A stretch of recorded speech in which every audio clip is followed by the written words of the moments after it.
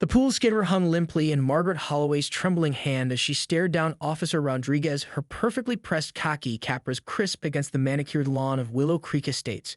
3 police cruisers blocked her driveway, their lights casting an absurd disco of blue and red across the meticulously maintained landscape.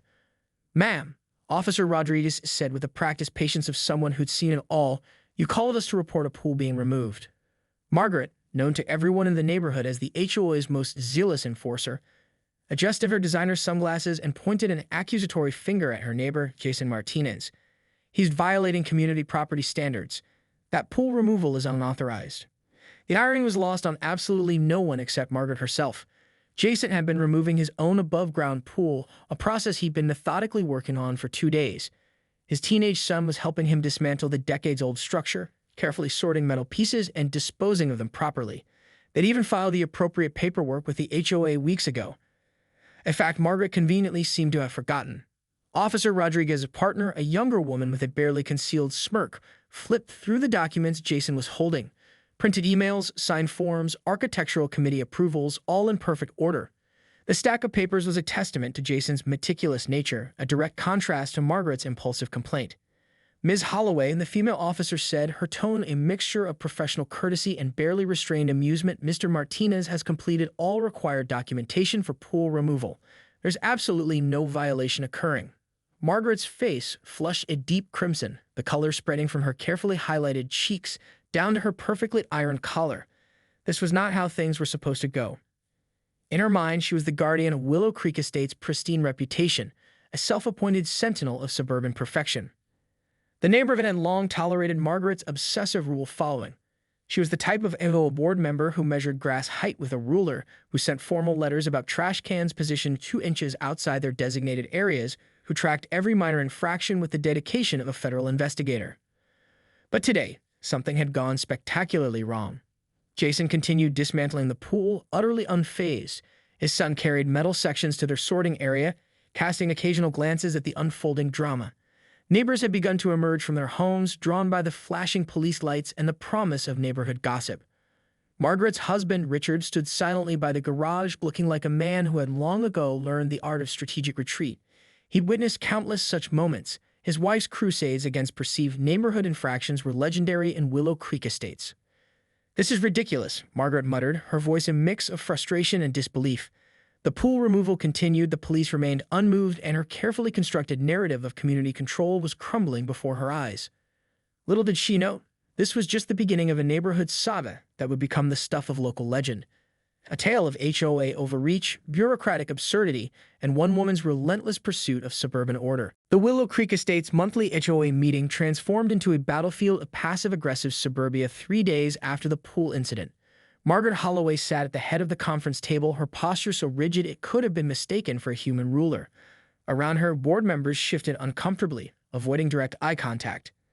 "The incident with Jason Martinez," Margaret began, her voice a razor-sharp whisper that somehow carried to every corner of the room, "represents a complete breakdown of our community standards." Tom Richardson, the board's longest-serving member, cleared his throat. He was a retired accountant with a perpetual tan and a wardrobe that screamed golf retirement, and he'd seen Margaret's crusades come and go. "Margaret," he said carefully, "the pool removal was fully approved. There's nothing to discuss." But Margaret was not one to be deterred by something as trivial as facts. She pulled out a 3-ring binder, color-coded, laminated with tabs so pristine they looked like they'd been ironed, and slammed it onto the table. The sound echoed like a gunshot in the beige conference room of the community center. "Precedent matters," she hissed. "If we allow one unauthorized modification, we'll have total anarchy. Next, someone will want to paint their front door a non-approved shade of taupe. Then what?" The other board members exchanged knowing glances. This was peak Margaret, turning a simple pool removal into a potential neighborhood apocalypse. Behind her, Richard Holloway sat silently. He was wearing his standard meeting attire, khaki pants, a light blue polo shirt, and the resigned expression of a man who had long ago stopped fighting his wife's crusades. He'd learned that resistance was futile, and silence was his best defense. Jason Martinez had been invited to the meeting, ostensibly to discuss the pool removal. He sat calm and collected, a stack of meticulously organized documents and a leather portfolio beside him. His teenage son had accompanied him, looking simultaneously bored and slightly amused by the suburban drama unfolding. "I have all the necessary approvals," Jason said simply. The architectural committee signed off. The city permits are in order. What exactly is the problem? Margaret's response was immediate. The spirit of the rules, Mr. Martinez. The spirit. What followed was a masterclass in bureaucratic nitpicking. Margaret began citing sections from the HOA bylaws, documents so dense they could potentially be used as makeshift body armor. She referenced subsections, cross-referenced appendices, and quoted regulations with the passionate intensity of a constitutional scholar. Tom Richardson began to look slightly glazed. Helen Jenkins, the board's secretary, was doodling what appeared to be increasingly elaborate escape routes in her notebook. Richard stared at a spot just above the water cooler, presumably imagining he was somewhere, anywhere else. Jason remained unflappable. Each of Margaret's arguments was methodically dismantled by his calm, fact-based responses. He clearly come prepared with copies of every single document, every email, every approval. The meeting was turning into a masterpiece of suburban bureaucratic theater, a performance where the only winners would be those with the most patience and the most meticulously organized paperwork. As the argument stretched into its second hour, one thing became crystal clear. Margaret Holloway was not going to let this go. Not without a fight. The fallout from the HOA meeting spread through Willow Creek Estates like wildfire, or more accurately like gossip in a tightly wound suburban neighborhood. Margaret Holloway found herself increasingly isolated, her reputation as the neighborhood's self-appointed rule enforcer beginning to crack. It started with small things. Lisa Chen, who lived 2 doors down from Margaret, suddenly stopped inviting her to the weekly neighborhood wine and cheese gathering. The Petersons began walking their golden retriever on the opposite side of the street. Even the local book club, which Margaret had dominated for years with her meticulously prepared discussion notes, seemed to find convenient reasons for her to miss meetings. Jason Martinez, meanwhile, had become something of a neighborhood folk hero. His methodical approach to the pool removal, combined with his calm demeanor during Margaret's repeated attempts to challenge him, had earned him a strange sort of respect. Teenagers from surrounding houses would give him knowing nods when he mowed his lawn. Delivery drivers would wave enthusiastically. But Margaret was not one to be defeated easily. Her next move came in the form of a certified letter, thick, official-looking, with multiple carbon copies and a seal that seemed designed to intimidate. She had discovered what she believed to be a technicality in Jason's pool removal process, a minor discrepancy in the landscaping restoration plan. The letter was a masterpiece of bureaucratic warfare.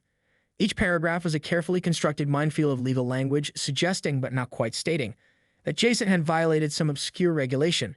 She cited architectural guidelines, referenced subsections of community bylaws, and included no fewer than 7 attached exhibits. Richard watched her prepare the letter with a mixture of fascination and terror. He'd seen this look before, the same intense focus she brought to organizing the neighborhood's annual Christmas decoration contest or her crusade against the neighbor who had briefly kept chickens in their backyard. "Honey," he ventured cautiously, "don't you think this might be going too far?" Margaret didn't even look up.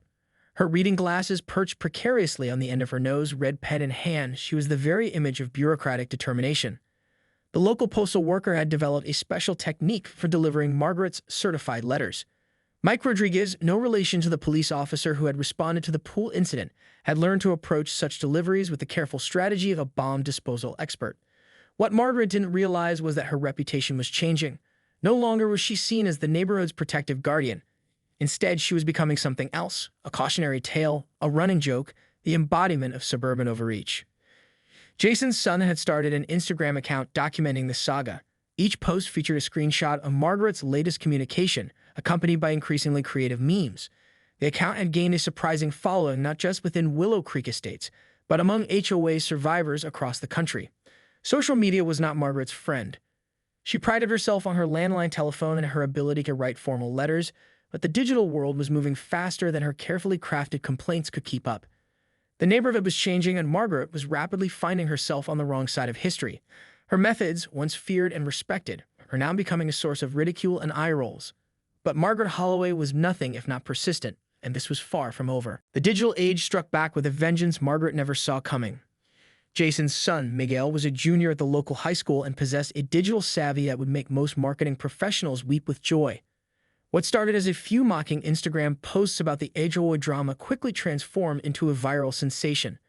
The account at Willow Creek Warzone began attracting followers from across the country, HOA survivors, suburban rebels, and social media comedians who saw Margaret as the ultimate antagonist. Each post carefully documented Margaret's increasingly desperate attempts to challenge Jason's pool removal. Screenshots of certified letters, snippets of HOA meeting minutes, and carefully cropped photos of Margaret's intensely focused face became internet gold. Memes spread like wildfire. Someone photoshopped Margaret's head onto the Angry Karen meme template. Another created a dramatic movie trailer about suburban rule enforcement. The local news caught wind of the story. A human interest segment titled Pool Politics, when HOA meets social media, featured Miguel and Jason, painting them as David against Margaret's Goliath. The piece highlighted the absurdity of calling the police over a legally approved pool removal, complete with body cam footage from the original incident. Margaret's world was crumbling, and she didn't quite understand how. Richard watched the chaos unfold with a mixture of horror and secret amusement. He spent decades supporting Margaret's crusades, but this was something entirely different. Neighbors who had once feared her now openly laughed. The weekly bridge club whispered and snickered when she walked by. Even the local Starbucks baristas seemed to exchange knowing glances when she ordered her precisely specified skinny latte. The HOA board was fracturing. Tom Richardson, once Margaret's staunchest ally, was now distancing himself. Helen Jenkins had begun openly rolling her eyes during Margaret's presentations. The carefully constructed power structure she spent years building was collapsing faster than a poorly maintained above-ground pool. But Margaret was not going down without a fight. Her next move came in the form of a meticulously prepared lawsuit. She'd spent weeks researching, consulting with a local attorney who specialized in property disputes.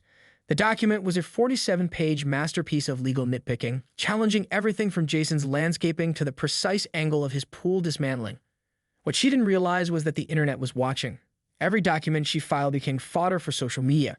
Miguel created a live tracking website that updated in real time whenever Margaret submitted a new complaint. Followers could donate to Jason's legal defense fund, which had already raised more money than Margaret could have imagined. The local community college even offered to use the case as a real-world example in their urban planning and community management classes. Professors saw it as a perfect case study of bureaucratic overreach and the power of social media accountability. Richard found Margaret in her home office, surrounded by stacks of legal documents, highlighters lined up with military precision. Her hair, usually a perfect helmet of blonde highlights, was slightly disheveled. For the first time in years, she looked vulnerable. "We might be in over our heads," she muttered, more to herself than to Richard. But Margaret Holloway was not the type to surrender. Not yet. Not ever. The turning point came during the most unexpected of venues, the Willow Creek Estate's annual neighborhood barbecue. Traditionally, this was Margaret Holloway's domain. She'd always been the unofficial master of ceremonies, coordinating everything from the placement of picnic tables to the precise scheduling of the potluck. Her homemade potato salad, a recipe passed down from her grandmother and modified with military precision, was legendary. Or at least it used to be. This year was different. As Margaret approached the community park, the usual buzz of conversation dropped to a mere whisper. People who had once eagerly sought her approval now avoided eye contact. The Martinez family's table was surrounded by a crowd, with Miguel holding court like a suburban folk hero, telling and retelling the story of the great pool removal. Jason had brought an elaborate barbecue setup, smoker, multiple grilling stations, and an array of marinades that suggested years of culinary practice.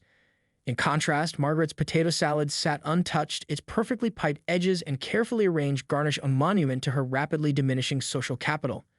Richard stood nearby, looking like a man caught between embarrassment and a strange sense of liberation. He spent decades in Margaret's shadow, supporting her every crusade, nodding at her every pronouncement. But something had changed. Tom Richardson, the longtime HOA board member, approached Margaret with a manila envelope. The way he walked suggested this was not going to be a friendly conversation. "We need to discuss your position on the board," Tom said, his voice low but firm enough to carry to those standing nearby. The envelope contained a formal notice of a special hearing. The other board members had gathered enough signatures to call for a review of Margaret's leadership. Years of nitpicking, of constant complaints, of turning every minor neighborhood issue into a federal case had finally caught up with her. Miguel's phone was out of course. The entire interaction was being live-streamed to thousands of followers who had been tracking the saga. Comments flooded in faster than Margaret could process them, a digital court of public opinion that cared nothing for her carefully maintained facade of authority. "This is unprecedented," Margaret sputtered, her perfectly pressed summer dress suddenly feeling like a costume rather than a uniform of power. The irony was not lost on anyone. Margaret, who had built her entire identity around rules and procedures, was now being removed through the very bureaucratic process she had wielded like a weapon for so many years. Nearby, children played. Teenagers rolled their eyes. Older residents whispered and watched. The barbecue continued, the smell of grilled meat and summer mixing with the tension of neighborhood drama. Jason Martinez caught Margaret's eye. There was no triumph in his look, just a kind of weary understanding. He'd never wanted this war. He'd simply wanted to remove a pool, to maintain his property, to live his life. As the sun began to set over Willow Creek Estates, Margaret Holloway realized something fundamental had changed. Her reign was ending not with a dramatic confrontation, but with a quiet, bureaucratic dismissal surrounded by potato salad and suburban small talk. The neighborhood was moving on, with or without her. The formal hearing was scheduled in the same beige community center where Margaret had once held court with an iron fist. Now the room felt different, smaller, more suffocating, with the weight of judgment hanging in the air like stale air conditioning. Helen Jenkins, the board's secretary, had compiled a binder that read like a greatest hits of Margaret's most ridiculous complaints. There was the incident with the Garcia's slightly askew mailbox, the 3-month crusade against a neighbor's wind chimes, the certified letters demanding precise grass height measurements. Each document was a testament to Margaret's decades-long reign of suburban terror.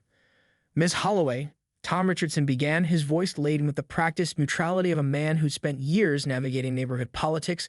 The board has reviewed your actions, and we find them problematic. Margaret's lawyer, a local attorney who specialized in property disputes and looked like he regretted every moment of this assignment, sat beside her. He'd advised her to remain silent, a suggestion that was proving increasingly difficult for her to follow. The room was packed. Neighbors who had once feared Margaret now watched with a mix of anticipation and barely concealed glee. Jason Martinez sat in the front row, calm and collected. Miguel was live-streaming, his phone propped up to capture every moment of the proceedings. "I protected this community," Margaret burst out, her carefully maintained composure cracking. "Someone has to maintain standards." Tom slid a series of documents across the table. Printouts of social media posts, copies of police reports, detailed accounts of Margaret's increasingly desperate attempts to control every aspect of neighborhood life.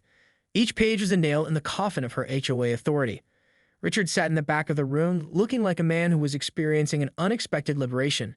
He'd spent decades supporting Margaret's crusades, nodding silently, being the dutiful husband. Now something had changed. There was a hint of a smile playing at the corners of his mouth. The hearing became a surgical deconstruction of Margaret's reign. Each complaint was methodically examined, each overreach carefully documented. The board members spoke with the precise language of bureaucrats dismantling a failed regime. "Your actions have cost the HOA significant legal fees," Helen Jenkins read from a spreadsheet. "Your frivolous complaints and constant litigation have become a financial burden to the community." Miguel's live stream was picking up thousands of viewers. Comments flooded in, some supportive, many mocking, all riveted by the spectacle of suburban justice being served. Outside, the Willow Creek Estates neighborhood seemed to hold its breath. This was more than just a hearing. This was a changing of the guard. Margaret's lawyer leaned in, whispering something that made her face flush an alarming shade of red. The reality was setting in. Her power was slipping away, and not with a dramatic confrontation, but with the quiet efficiency of bureaucratic procedure. As the hearing continued, one thing became crystal clear. Margaret Holloway's era of neighborhood control was coming to an end. The question was no longer if she would be removed, but how completely her influence would be erased. The suburban landscape was about to change, whether Margaret liked it or not. The formal hearing was scheduled in the same beige community center where Margaret had once held court with an iron fist. Now the room felt different, smaller, more suffocating, with the weight of judgment hanging in the air like stale air conditioning. Helen Jenkins, the board's secretary, had compiled a binder that read like a greatest hits of Margaret's most ridiculous complaints. There was the incident with the Garcia's slightly askew mailbox, the 3-month crusade against a neighbor's wind chimes, the certified letters demanding precise grass height measurements. Each document was a testament to Margaret's decades-long reign of suburban terror. "Ms. Holloway," Tom Richardson began, his voice laden with the practiced neutrality of a man who'd spent years navigating neighborhood politics. "The board has reviewed your actions, and we find them problematic." Margaret's lawyer, a local attorney who specialized in property disputes and looked like he regretted every moment of this assignment, sat beside her. He'd advised her to remain silent, a suggestion that was proving increasingly difficult for her to follow. The room was packed. Neighbors who had once feared Margaret now watched with a mix of anticipation and barely concealed glee. Jason Martinez sat in the front row, calm and collected. Miguel was live-streaming, his phone propped up to capture every moment of the proceedings.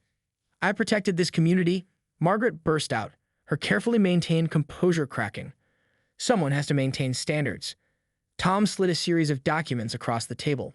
Printouts of social media posts, copies of police reports, detailed accounts of Margaret's increasingly desperate attempts to control every aspect of neighborhood life. Each page was a nail in the coffin of her HOA authority. Richard sat in the back of the room, looking like a man who was experiencing an unexpected liberation. He'd spent decades supporting Margaret's crusades, nodding silently, being the dutiful husband. Now something had changed. There was a hint of a smile playing at the corners of his mouth. The hearing became a surgical deconstruction of Margaret's reign. Each complaint was methodically examined, each overreach carefully documented. The board members spoke with the precise language of bureaucrats dismantling a failed regime. Your actions have cost the HOA significant legal fees, Helen Jenkins read from a spreadsheet. Your frivolous complaints and constant litigation have become a financial burden to the community.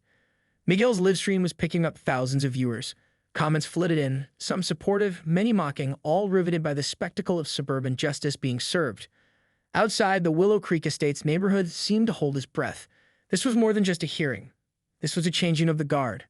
Margaret's lawyer leaned in, whispering something that made her face flush an alarming shade of red. The reality was setting in. Her power was slipping away, and not with a dramatic confrontation, but with the quiet efficiency of bureaucratic procedure. As the hearing continued, one thing became crystal clear. Margaret Holloway's era of neighborhood control was coming to an end. The question was no longer if she would be removed, but how completely her influence would be erased.